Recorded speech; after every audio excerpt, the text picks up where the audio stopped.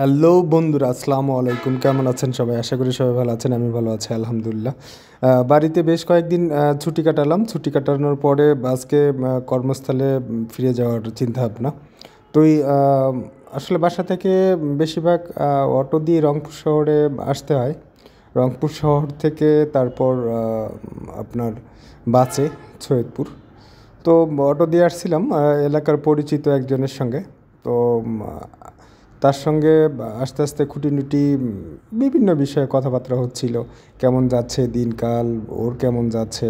তো আমরা আসলে সমবয়সী, তো সেই হিসেবে আসলে ভাব প্রদান আদান প্রদান চলতেছিল আমাদের দুজনের মধ্যে। এর মধ্যে সাত মাথায় চলে আসলাম। এবার আসলে অটো পরিবর্তন করার পালা, কারণ ওর অটো আসলে শহরে ঢুকবে না, অর্থাৎ লাইসেন্স নেই, লাইসেন্স বিহীন অটো শহরে ঢুকে না।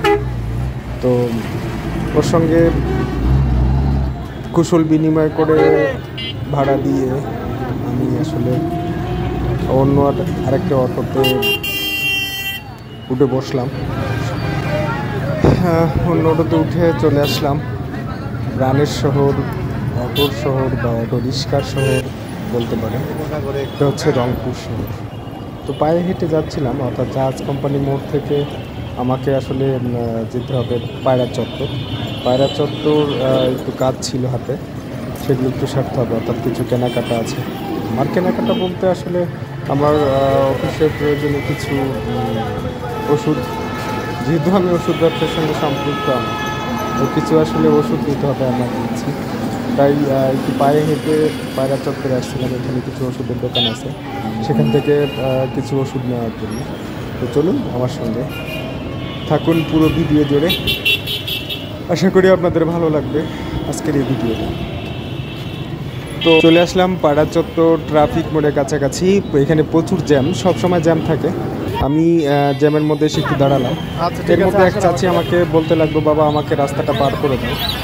আমি চিন্তা করলাম যে যেহেতু ছোটো বাচ্চার সঙ্গে আমিও তাদেরকে পার করে দেওয়ার চেষ্টা করলাম। তারা মেডিকেলে যাবে, অর্থাৎ রংপুর মেডিকেল কলেজ হসপিটালে যাবে। তো তারা বললো যে আমাকে একটা অটোতে উঠে দেন। আমি বললাম যে ঠিক আছে চলুন আমার সঙ্গে, আমি আপনাদেরকে দেওয়ার চেষ্টা করছি। যদিও আমার ব্যস্ততা ছিল, তার ফাঁকে হেল্প করার চেষ্টা করলাম। তো চাচি আসলে আমাকে রাস্তা পার করে দেওয়ার সময় বলতেছিল যে আল্লাহ তোমাকে দুধভাতে রাখুক, অনেক দোয়া করতেছিল। এটা শুনে আমার আসলে অনেক ভালো লাগতেছিল যে আসলে অনেক ব্যস্ততার মাঝে আমি একটা ভালো কাজ করতে পারলাম আলহামদুলিল্লাহ। আসলে উনি আসলে রাস্তা পার হইতে পারতেছিল না, অনেকক্ষণ দাঁড়ায় ছিল। অনেককে বলছিল বা ওখানে যারা আশপাশে দাঁড়ায় ছিল তাদেরকে বলতেছিল যে আমার রাস্তাটা পার করে দেন। আমি একটু খেয়াল করে দেখলাম যে আসলে অনেকেই বলতেছে, কিন্তু সবাই তো সবার ব্যস্ততা, শহর তো এরকম, সবাই নিজেকে নিয়ে ব্যস্ত, সবাই শহরের মানুষ, অন্যদিকে আসলে নজর দেওয়ার খুব সময় কম। তো যাই হোক, চাচি ওনাকে আমি অটোতে উঠে দিলাম। উনি মেডিকেলের উদ্দেশ্যে রওনা করলেন। আমি আমার কাজের দিকে মনোযোগী হলাম। আমার যে কাজটা ছিল সেটা হচ্ছে যে কিছু মেডিসিন নেওয়া এমার্জেন্সি। তো আমি সেদিকে রওনা দিলাম পায়ে হেঁটে। যেহেতু এখানে আসলে রিস্ক নেওয়ার কোনো সুযোগ নেই, সামান্য মানে জাহাজ কোম্পানি থেকে সামান্য একটু, এখানে আসলে আমি পায়ে হেঁটে যেতে স্বাচ্ছন্দ্য বোধ করলাম। আর সূর্যের আলো আমার মুখের উপরে এসে পড়তেছিল, তাই ভিডিওটা আসলে পরিষ্কার হচ্ছিল না।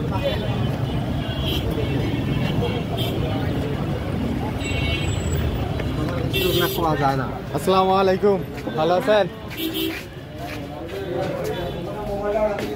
আসলে মার্কেটে একজন পরিচিত বড় ভাই ছিল, তো ওনার সঙ্গে কুশল বিনিময় করলাম। কুশল বিনিময় করে আসলে আমি যাচ্ছিলাম আমার গন্তব্যস্থল, যেখান থেকে আমাকে কিছু মেডিসিন সংগ্রহ করতে হবে আমার জন্য, যেগুলো এমার্জেন্সি। কারণ যেহেতু আমি ওষুধ ব্যবসার সঙ্গে সম্পৃক্ত, তো সেহেতু ওষুধ তো সংগ্রহ করতেই হবে। কিছু কিছু সময় আসলে হাতের কাছে কিছু পাওয়া যায় না, তো এই জন্যে আসলে আগেই সংগ্রহ করে রাখতে হয়। তো দাদা আসলে অনেক ভালো মানের মানুষ। উনি আসলে অনেক আগে থেকে ওনার সঙ্গে আমার ব্যবসা। উনি অবশ্য ওনার সঙ্গে ফোনে কন্ট্যাক্ট করলে উনি আসলে মেডিসিন পাঠিয়ে দেয়। তারপরও আমি আসলে দাদার সঙ্গে সরাসরি দেখা করলাম। দেখা করে যে আমি যেহেতু ফিরছি সৈয়দপুরে, তো হাতে করে কিছু ওষুধ নিয়ে যাই যেগুলো আমার জরুরি দরকার। সবসময় লাগে। আসলে চেষ্টা করি আমি সবসময় আমার সেবার মানটা সবসময় ভালো দেওয়ার জন্য। আপনারা আমার জন্য দোয়া করবেন জীবনে বাকিটা সময় যেন আমি এভাবে মানুষের সেবা করে যেতে পারি।